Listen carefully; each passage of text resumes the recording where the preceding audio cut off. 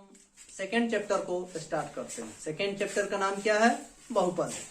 आज हम बहुपद को पढ़ेंगे। बहुत सारे ऐसे बच्चे हैं जिनको बहुपद में बहुत सारे क्वेश्चन फंस जाते हैं। आज के बाद से वो क्वेश्चन नहीं फंसेंगे। तो चलते हैं, हम स्टार्ट हो जाते हैं। चलिए अब देखते हैं हम लोग बहुपद कहते किसे हैं। देखिए, बहुपद को जानने से पहले हम चर और अचर राशि को जानते हैं। चर राशि किसे कहते हैं, अचर राशि किसे कहते हैं? ऐसी राशि जिसका मान बदल जाता है, ऐसी राशि जिसका मान बदल जाता है उसे चर राशि कहते हैं। ऐसी राशि जिसका मान नहीं बदलता है उसे अचर राशि कहते हैं। ये चर राशि क्या है? तो मान लीजिए A B X Y, ABCD से Z तक का अक्षर, ये सब क्या है? चर राशि है। क्योंकि कहीं कहीं आप लोग x का मान निकालते हैं तो कहीं 2 आता है, कहीं 5 आता है, कहीं 10, कहीं 3/2, यानी x का मान क्वेश्चन बदलने पर बदल जाता है। तो जब क्वेश्चन बदलने पर x का मान बदल जाता है तो जिसका मान बदल जाता है वह क्या हो जाएगा? चर राशि कहलाएगा। कौन सी राशि कहलाएगी? चर राशि। और चर राशि का बहुपद में कोई घात नहीं तो 1 होता है, तो सबका पावर क्या है? 1 है। ठीक। अब है अचर राशि। ऐसी राशि जिसका मान नहीं बदलता है। जैसे हम कहीं 0 लिख देते हैं तो उसका मान 0 ही रह जाएगा। अगर 1 लिखते हैं तो इसका वैल्यू 1 ही है, 3 नहीं पढ़ सकते हैं। यदि 5 लिखते हैं तो इसका वैल्यू 5 ही है, 7 नहीं पढ़ सकते हैं। तो ऐसी राशि जिसका मान नहीं बदलता है उसे अचर राशि कहते हैं। और अचर राशि का बहुपद में 0 होता है।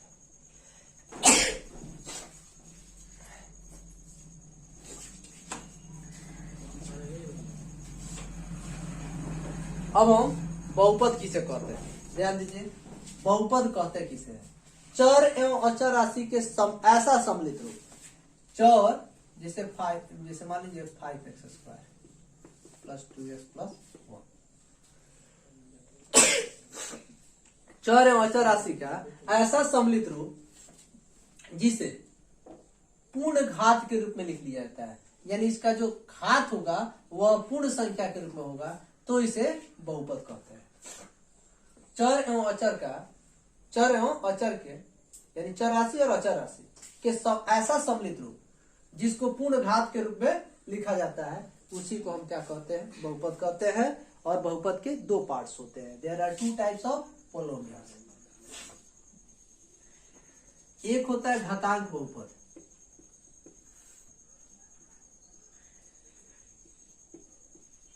और दूसरा होता है पदीय बहुपद।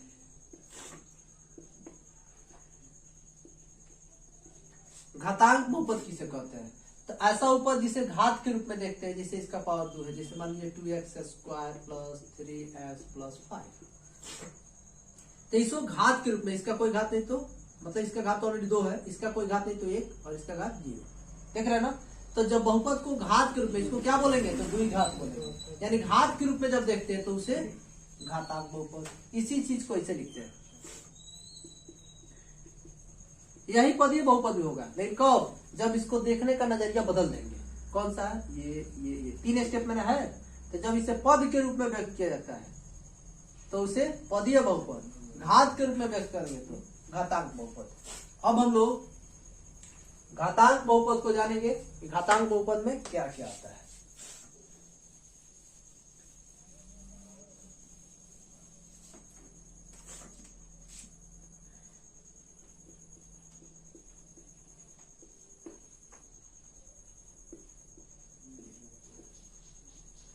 घातांक बहुपद निम्नलिखित प्रकार का होता है।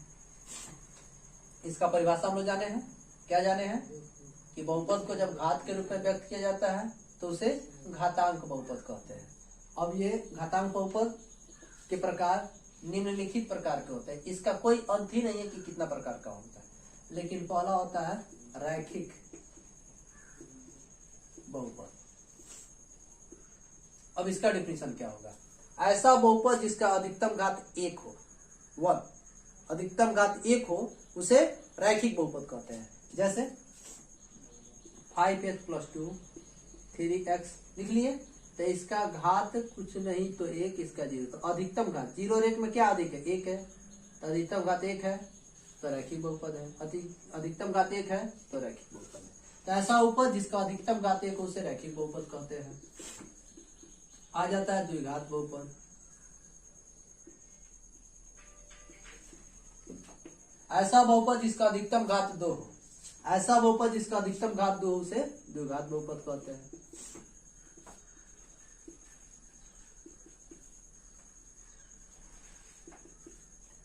इसका घात 0, तो 0 और 2 में बड़ा कौन है 2, तो द्विघात बहुपद। इसका 1, इसका 0, 0 1 2 में बड़ा क्या है 2, तो यह हो जाएगा द्विघात बहुपद। ऐसा बहुपद घात दिया रहेगा, उसमें सबसे अधिक घात जिसका 2 रहेगा वो जाकर के द्विघात बहुपद होगा।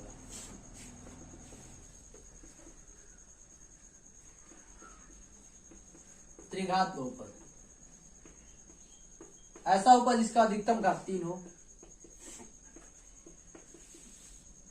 3 है तो यह क्या हो जाएगा, क्यों, तो इसका 3 है, इसका 2 है, इसका 0, तो 0 2 3 में सबसे अधिक क्या 3 है, तो यह क्या हो जाएगा त्रिघात बहुपद। तो ऐसा बहुपद जिसका अधिकतम घात 3 हो उसे त्रिघात बहुपद, चतुर्थघात बहुपद, पंचघात बहुपद, बहुत सारे 100 150 200 जितना चाहे उतना आसान तक लिख सकते हैं। इसी तरह इसको परिभाषित किया जाएगा। अब जान लेते हम लोग पदीय बहुपद।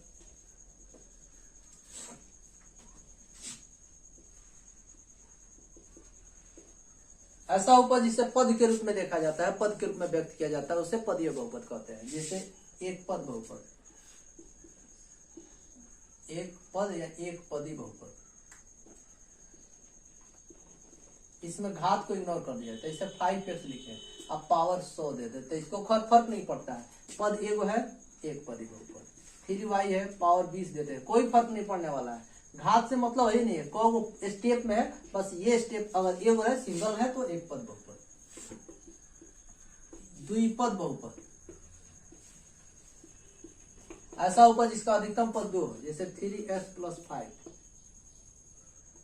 पावर 5, उससे मतलब नहीं, एक स्टेप कितना हुआ 2 स्टेप।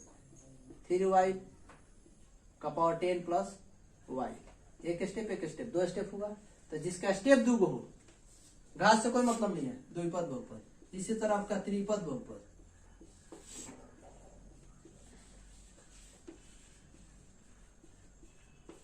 ऐसा बहुपद जिसका अधिकतम पद 3 हो, 1 2 3, 3 पद हुआ तो यह हो जाए त्रिपद बहुपद। इसी तरह इसका भी असम जितना पद लिख ले आपके ऊपर निर्भर करता है। अब क्वेश्चन यह है बहुपद के मानक रूप से आप क्या समझते हैं। ये क्वेश्चन आपको आपके सामने आएगा जब क्वेश्चन सॉल्व करने चलेंगे, तब प्रश्न को हल करेंगे तो बहुपद का मानक रूप, मानक रूप किसे कहते हैं ये देखिए पहले डिफिनीशन। तो बहुपद को जब उसके घात के अनुसार, पावर के अनुसार, असेंडिंग ऑर्डर या डिसेंडिंग ऑर्डर में, मतलब घटते या बढ़ते क्रम में जब सजा लिया जाता है तो उसे या तो घटते क्रम में सजाइए या बढ़ते क्रम में सजाइए। अगर ऐसे रूप में सजा लेते हैं तो उसे बहुपद का मानक रूप कहते हैं। 5x का पावर 3 + 2x + 3x का पावर 4, ये बहुपद का मानक रूप नहीं हो सकता है। क्यों, इसका पावर 3 है, फिर 1 फिर 4, 3 से 1 घट गया, अब फिर 1 से 4 बढ़ गया।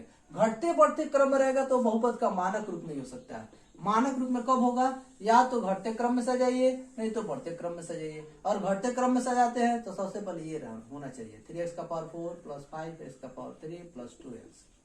अगर आप घटते क्रम में सजाते हैं तो ये हो गया, बढ़ते क्रम में सजाते हैं तो 2x + 5x का पावर 3 + 3x का पावर 4। तो या तो घटते क्रम में रहे या बढ़ते क्रम में लगातार अगर होता है तो ये बहुपद का मानक रूप है। और जब इसको क्वेश्चन को सॉल्व करने चलते हैं तो हम घटते क्रम का यूज ज्यादा करते हैं, और इसी क्रम को अगर हम सजाते हैं तो हमारा क्वेश्चन जल्दी बनता है और आसानी से बनता है। अब हम लोग जान लेते हैं कौन बहुपद है और कौन बहुपद नहीं है। एग्जाम में बड़ा क्वेश्चन पूछता है, निम्नलिखित में से कौन बहुपद है, निम्नलिखित में से कौन बहुपद नहीं है। इस क्वेश्चन को देखते हैं। देखिए बहुपद है और बहुपद नहीं है। तो सबसे पहले बहुपद नहीं होगा कब, एबीसीडी का कोई एक लेटर लेकर के हम उसको सॉल्व करके प्रयास करते हैं। एक्स ले लेते हैं। यदि एक्स का घात, यानी अगर चर राशि का घात माइनस में हो, या चर राशि का घात बट्टा में हो, या चर राशि का घात बट्टा में हो और माइनस में दोनों हो, या खुद चर रूट में हो जाए, या खुद चर बट्टा में हो जाए, या खुद चर के बट्टा में भी पावर हो जाए, अगर ऐसा या खुद चर के बट्टा में पावर भी माइनस में हो जाए, इससे मतलब नहीं। अगर 1 2 3 4 5 6 7 इस 7 गो मैंने प्रकार लिया, 7 प्रकार लिया है मैंने, 7 टाइप्स ऑफ दिस पोलोमियल्स। मतलब ये क्या है कि ये जो है इस रूप में कहीं भी क्वेश्चन में दिखाई दिया मानक रूप में, जैसे अगर ले लें 5t² प्लस 7√t, रूट आ गया ना, तो इसको रूट को देखिए मैच कर रहा है, कहीं इससे मैच कर रहा है, x जगह पर t है ना, तो अगर है यह बहुपद नहीं है। कोई एक भी लेटर अगर रूट में आ गया, लेटर की बात कर रहे हैं, अंक से मतलब नहीं है, तो वह जो है बहुपद नहीं है। बहुपद कब होगा? जब उसका घात पूर्ण संख्या के रूप में होगा। तो जब घात पूर्ण संख्या के रूप में रहेगा तब ही वह जाकर के बहुपद होगा, अन्यथा बहुपद नहीं होगा। अब हम लोग कल 2.1 को पढ़ेंगे। 2.1 को ऐसे पढ़ेंगे जो जिंदगी भर के लिए याद हो जाएगा। मैं आपसे वादा करता हूं कि कल 2.1 जो पढ़िएगा आप, वह जिंदगी भर के लिए याद हो जाएगा, कभी भूलेगा ही नहीं। और ऐसे ही अगर आप चाहते हैं कि मैथ जिंदगी भर के लिए याद हो जाए, तो जल्द ही ज्वाइन कीजिए एसएस कोचिंग सेंटर। वहां आपका पूर्ण विकास होगा। आपके जो मस्तिष्क है, मस्तिष्क में किस तरह से क्वेश्चन को डील किया जाए कि मस्तिष्क में पूरा तरह से बढ़िया से जाके एडजस्ट हो जाए, इस तरीके से अगर पढ़ाई आपको चाहिए तो एसएस कोचिंग सेंटर को ज्वाइन कीजिए। पता गुदरी बाजार के पास बघाई 1 में एक छोटा सा गांव कुम्हारपट्टी है, उसी कुम्हारपट्टी के पास है। आप कभी भी आइए, आपका वेलकम।